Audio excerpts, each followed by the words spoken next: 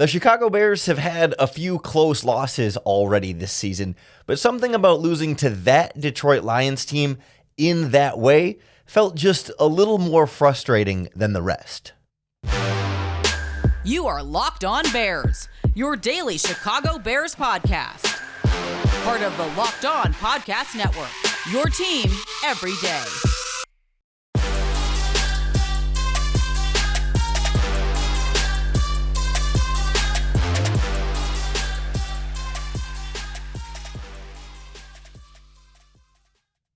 This is Locked On Bears, and I'm your host, Lorin Cox.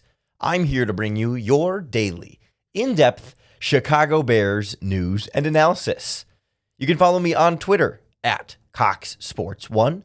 You can follow the podcast on Twitter at Locked On Bears. You can like Locked On Bears on Facebook. Join the Locked On Bears Facebook group for even more Bears talk. And make sure you hit that subscribe button on the Locked On Bears YouTube channel to keep up with all of our video podcasts as well. Thanks for making the Locked On Bears podcast your first listen today and hopefully every single day.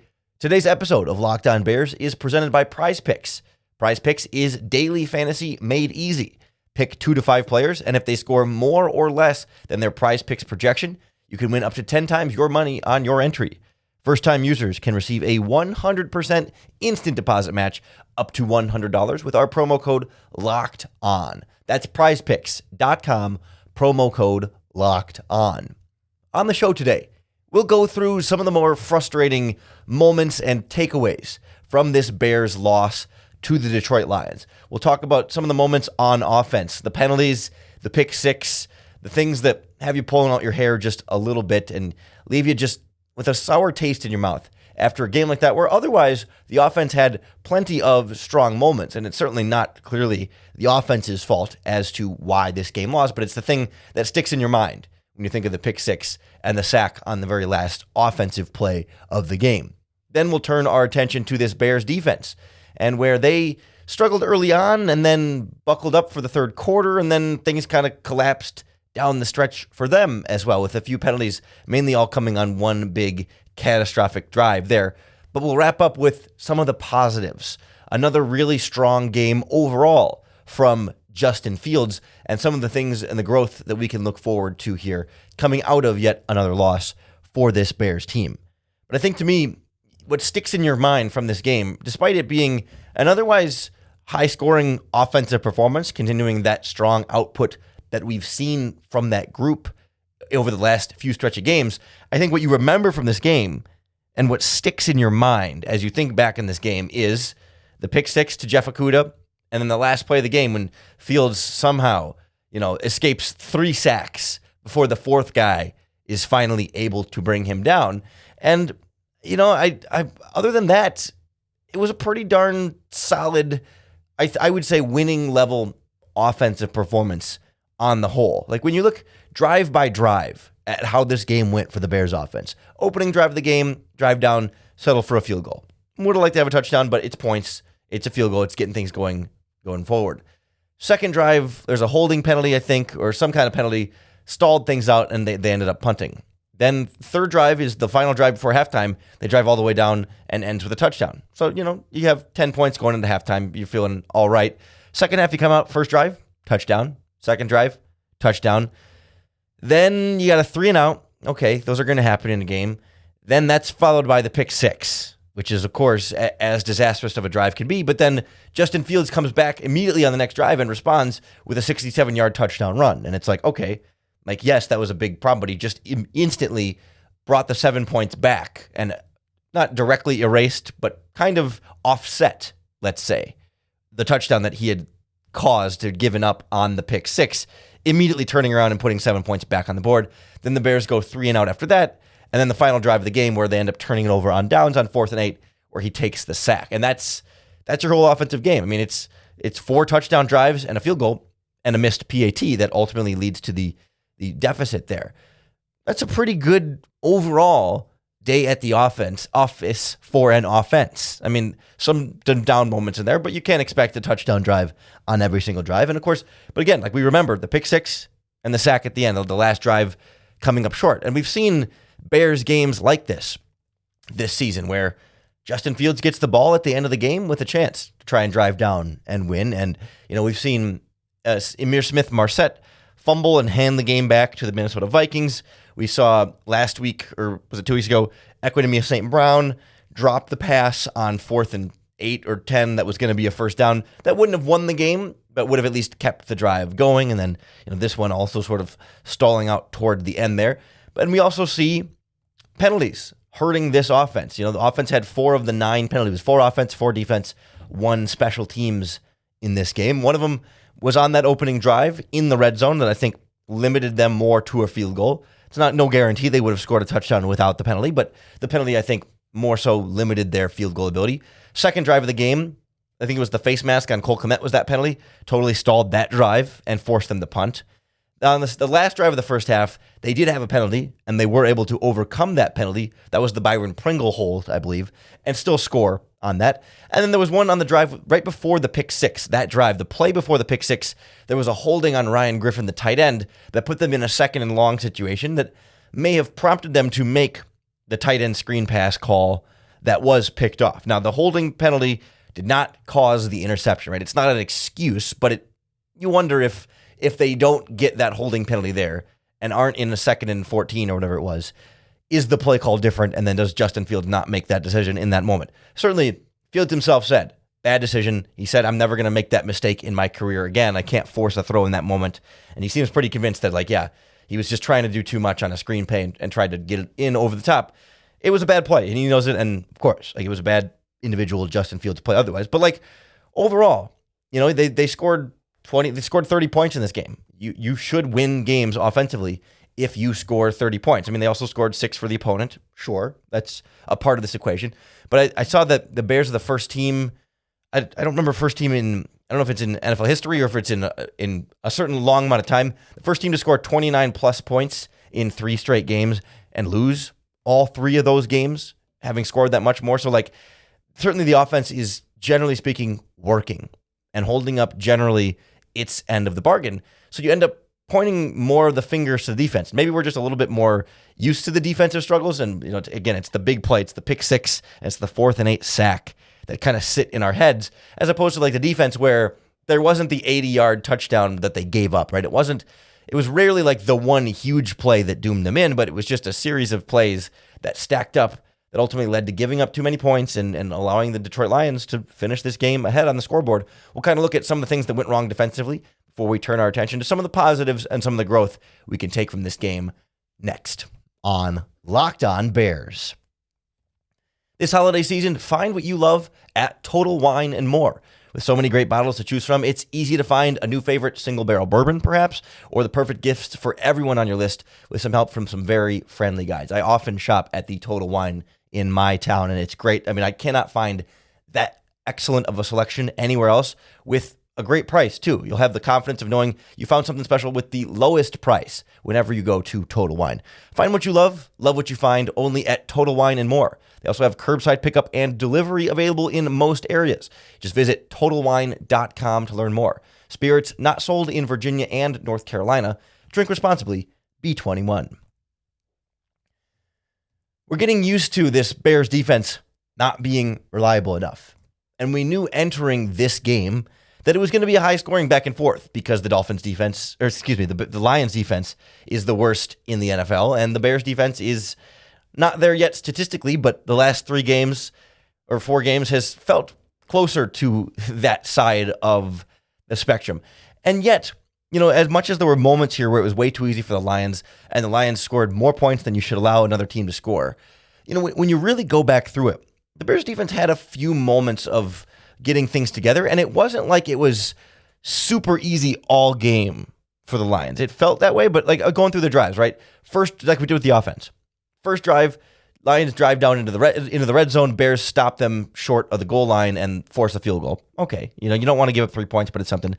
Second drive, Lions chunk their way downfield. 13 plays, 80-yard touchdown drive. That was it was not good defense. They kept hitting Amon-Ra St. Brown seemingly every single play somewhere. He was somehow wide open and making big plays after the catch. Bad drive for the defense, for sure. That was the whole first half. Lions had 2 drives in the first half. A lot of running, a lot of longer drives for both the Bears and the Lions, but that was it. 10-10 was your halftime score as a result. Overall, giving up 10 points in the first half is not great, but not terrible. It's not good, but it's not terrible. You're doing all right.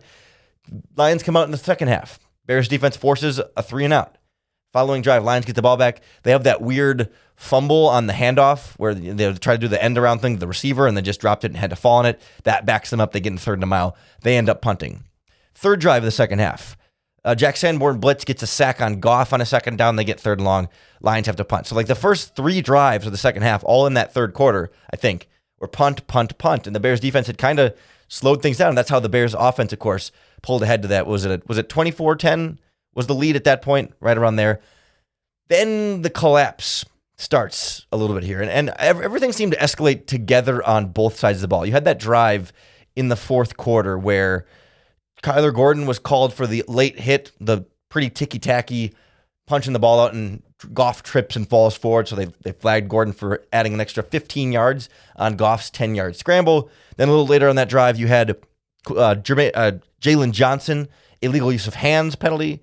That was 5 yards. And the very next play, Jack Sanborn picks off Jared Goff, and that one's called back for another illegal use of hands penalty on Jalen Johnson, where it was more just like trying to jam the guy and kind of got up a little high. But I don't know by the letter of the law, is that exactly what they mean by illegal use of hands? I'm not positive exactly on how that works. But regardless, 3 penalties on that drive, one of which negated an interception that would have ended the drive. And of course, they hand it to DeAndre Swift for a 9-yard touchdown right after the penalty. And it's like, okay, of course, they're going to drive in and score.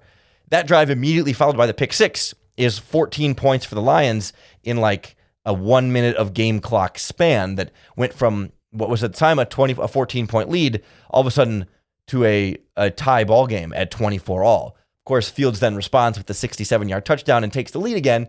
Cairo Santos misses the PAT, and you kind of know from there. But like, from there, the Lions, after the pick 6, Lions go 3-and-out. Then they have another one of these 8-play, 91-yard touchdown drives where it's, again, so all of a sudden, like, really way too easy for the Lions offense, and not really penalties causing the problem there, but they drive all the way down the field for a touchdown with some big chunk plays.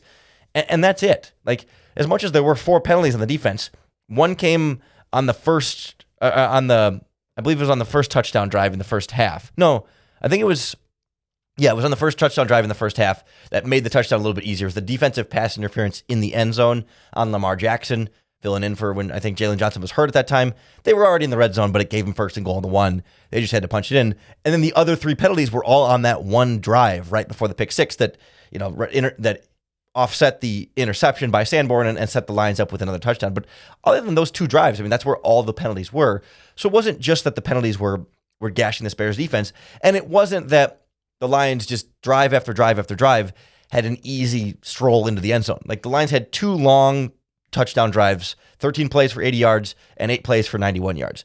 Those were the 2 drives where the Lions offense had it way too easy against the Bears and dominated. There were 2 really bad drives by this Bears defense, and then 1 penalty drive that was just 3 penalties that you can blame the referees for that drive if you would like to. I will allow you to. I will give you permission to blame the referees for that drive in particular. Other than that, it was hold into a field goal, 3-and-out, force a punt, sack, force a punt, 3-and-out, and then the kneel downs at the end of the game. Like, there were some otherwise pretty good drives by this Bears defense, but it felt like, that first long one in the half, I guess the second drive, but the first touchdown drive in the first half, Goff kept getting behind the Bears linebackers on play action. Whether it was the linebackers, the safeties, the cornerbacks, all the underneath defenders, they would find room right behind them, play action, hit those digs to Amon-Ra St. Brown. And then they got away from it through like the whole third quarter. And I was exchanging messages with a friend of mine, Jeff Risden, who runs the Lions Wire website. He's been covered the Lions for a long time. And we were just talking about that. I was like, I don't know why the Lions stopped attacking the Bears linebackers behind play action, and then all of a sudden you get in the fourth quarter and they have that 8-play, 91-yard touchdown drive, and Tom Kennedy gets one behind them, and Khalif Raymond gets one behind them and runs for 20 yards and 40 yards, getting a bunch of plays after the catch, getting in that sort of intermediate level between the underneath coverage and the deeper coverage on a lot of those Bears zones. And then you add the penalties on that one drive as well, and that's how you get enough to keep the Lions in it, and then the pick six adds it up over the top. You remember the frustration too of like the very last drive before, the kneel downs where they used their 2 timeouts and then it was a 3rd down and the Lions handed it off and they did that counter reverse play, the misdirection play, and it was way too easy. Somehow picked up a 1st down rushing on was like, I think 3rd and 8 on that last drive. I mean, it was frustrating to see them not be able to stop that at the very end there. I think it was 3rd and 7, and they got all 7 yards with Jamal Williams off the left side there. So like there were frustrating moments, and it was not a good defensive performance. But the defense did only allow 24 of the 31, and that would have been enough, sans the pick 6, the Bears scored 31. But also, you got to give the special teams. Santos has got to hit that PAT, make the Lions have to take the lead at the end. Don't just, make it a tie game there and make the Lions have to drive down and score and not just, leave the Bears having to drive down and score to tie, right? Or to retake the lead and have it be tied there changes the whole outcome. So I think you can kind of point to all three sides of the ball. That generally the offense scored the kind of points it needed to for the most part, but added the pick 6 to the defense's burden. The defense gave up too many drives that it shouldn't have, but also made some key stops in there. And then special teams, misses the PAT there as well that ultimately ends up hurting them in that process. And that's how you have an otherwise really frustrating loss to a Lions team that you really felt like the Bears played better than for a lot of the game, and as a team should be better than in general, regardless of how the two teams played on Sunday. That's where the frustration lies in a loss like this. I think there's also a lot to be encouraged about, and I think it signaled further growth from Justin Fields and where this Bears offense is still overall trending in the right direction. We'll look at some of the positives that are worth keeping in mind as we move out of this game. No moral victories, and remembering that every loss has good things, just as every win has bad things. Both are true in every game. Next on Locked On Bears. The Locked On Bears podcast is presented by our friends at PrizePicks, the better way to do daily fantasy sports, because PrizePicks puts you in complete control. You don't have to worry about what someone else's lineup is and trying to beat their lineup and whatever other people's are going to, they have some control over whether you win or not. But with PrizePicks, it's you versus the projections available. You are in complete control. You just pick your 2 to 5 players, and if they'll score more or less than their PrizePicks projection, and you can win up to 10 times your money on any entry across all sports. I'll tell you what, Justin Fields has been hitting way above his PrizePicks projection in rushing yards. And if you've been stacking those up over the last few weeks, you could be winning some real big returns on your entries with our friends at PrizePicks. It's super easy to enter. Literally 60 seconds or less is all it takes. Download the PrizePicks app or go to prizepicks.com to sign up and play daily fantasy sports. First-time users can receive a 100% instant deposit match up to $100 with our promo code LOCKEDON. If you deposit $100, PrizePicks will give you $100. If you deposit $50, PrizePicks will give you $50. You understand? Just don't forget to enter that promo code LOCKED ON at sign up for an instant deposit match up to $100. So obviously, we want to start with the frustrations from a game like this. We can't just leave a frustrating loss to the Lions and say, "Oh, everything's fine, no biggie." They still played well, but they did play well in a lot of moments of this game, and I think there's a lot to still be excited from, even though the ending was frustrating and the moments you'll remember from this game were less so, I think, the highlights because of the loss and more so the lowlights there. But let's not forget about some of the highlights and how Justin Fields continues to show growth and progress, and I think continue to impress people around the NFL outside of Chicago. I mean, of course, 67-yard touchdown run, instantly responding after the pick 6. Last week, he set the Bears franchise record for longest run by a quarterback, broke it again this week with the 67-yard touchdown run. And Fields is a guy that you just never see the mistakes for him compound. He throws the pick 6, and in other games that he's thrown interceptions, you never see him throw the interception, come back out, and try too hard to make up for it and throw another interception or fumble or, the penalty or some kind of mistake, right? You never see the mistakes come in bunches. It's not like the snowball starts and just gets worse and worse and worse because he's just trying to pick up all the pieces. Like he doesn't always instantly respond with a 67-yard touchdown run, but he always seems to settle in very quickly and get things back going when it's coming off of a more of a catastrophic mistake like that pick 6. Or even, first play of the game, 28-yard run off the left side on the read option there. I mean, we're seeing him be such a dynamic athlete week in, week out, and teams still don't really have answers for him as a runner. It felt like anecdotally, I don't have numbers or the all-22 yet to confirm this. It felt like overall there were fewer designed quarterback runs in this game. Fewer of the keepers, right, where he's in the shotgun, snaps the ball to him, and he's tucking it. There's no handoff. There's no read. It's just Justin Fields is the ball carrier. There was maybe 1 or 2, but more of his runs seemed to be read option plays, which is fine and still was effective for the quarterback running game, but slightly different maybe quarterback rushing dynamic and play calling and game plan for this matchup, perhaps compared to what we saw from his other spots. But still, like, he's doing record-setting things as a rushing quarterback that, I think I had seen where during the broadcast they said this is the most rushing yards over a 5-game stretch of any quarterback in NFL history. As far as we know, he's the first quarterback in NFL history with 100 rushing yards, 2 rushing touchdowns, and 2 passing touchdowns in one regular season game. He's the first Bears quarterback in the Super Bowl era to rush for a touchdown in 4 straight games. I mean, I think he's the only quarterback in the Super Bowl era with multiple rushing touchdowns of 60-plus yards all in the same season. Like, he's doing Lamar Jackson plus level freakish things Lamar Jackson hasn't done as a rushing quarterback, things Michael Vick has never done as a rushing quarterback. But anyone who's saying he's just a rushing quarterback or just a runner, isn't watching the games. Maybe they're seeing the highlights, but they're not watching the whole games. Because, of course, you have the 50-yard touchdown pass to Cole Kmet, admittedly wide open on that play, but good play design, good for Fields to know that the play was going to be there and to get the ball into his hands and throw an accurate catchable ball. Or how about the other Cole Kmet touchdown? I don't remember. I think the wide open one was actually the second one, but the other Cole Kmet touchdown in the red zone where Fields is running to his right and acts like he's going to scramble past the line of scrimmage, causes that defender to bite and think it's a quarterback run because Cole Kmet's also showing block. Kmet slips him, Fields throws it up over the top. I mean, that's how Justin Fields' legs make his passing game better, how his legs can open things up through the air and how defenses really respond to that. I mean, same thing on the first Cole Kmet touchdown where he's scrambling left and the safety's kind of biting left on that to allow Kmet to sneak past him to the right and go completely unblocked there. And there was a pass in the first half, I believe, that only went for 9 yards. But it was one of the most impressive passes he made in the game and one of the most impressive passes I think he's made all season. I don't remember the exact quarter and exactly who he threw it to. I want to say it was Mooney over the middle of the field. But Fields drops back. He's in the pocket. He's under some pressure. He kind of steps up, steps to the side. And then as he's like still stepping in through the pocket, he does a jump pass from the pocket, finds somebody over the middle of the field. I want to say it was Mooney for about 9 yards. And like, that's the kind of play that we see Patrick Mahomes make.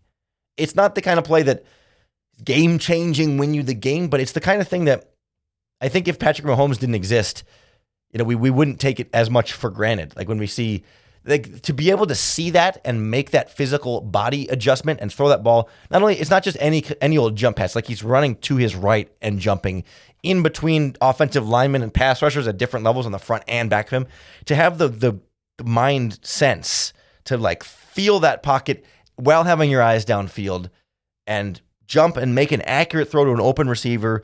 And this isn't just like a check down at the line of scrimmage, right? It's 9 yards. It's past the sticks in that situation. It's not deep, but it's like an incredibly difficult throw that won't show up on any of the highlight reels from this game. I don't think. Certainly probably doesn't rank in the top, 5 or 10 plays that people are going to instantly remember. But that's such a difficult throw and one that I don't think we've seen Justin Fields make up to this point in the way he was scrambling and the way he kept his eyes downfield and the way he jumped and delivered that pass through just an absurd amount of traffic. There are only a couple of quarterbacks in the NFL that can make those throws. And it's the kind of thing we see Patrick Mahomes do, and we rave when Patrick Mahomes does it because it's very impressive. And I think Fields deserves a similar amount of credit for making a very similar play in this game. Of course, there were still some plays where, he underthrew a couple of balls that were a little dangerous on a couple of those. And of course, he's got the pick six, right? There's mistakes.